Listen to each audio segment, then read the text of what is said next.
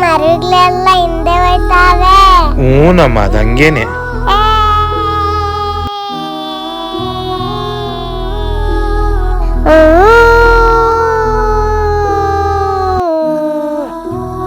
ಅಪ್ಪ ಮೋಡ ಎಲ್ಲ ನಮ್ಮಿಂದೇನೆ ಬರ್ತಾವೆ.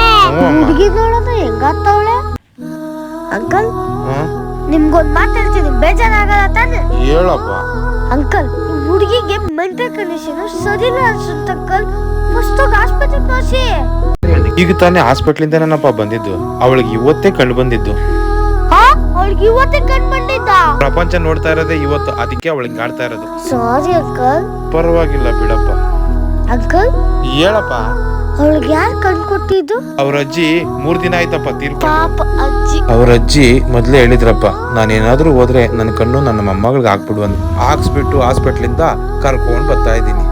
ಇವತ್ತೇ ಪ್ರಪಂಚ ನೋಡ್ತಾ ಇರೋದು. ಖುಷಿಗೆ ಹಂಗಾಡ್ತಾವಳು. Sorry uncle.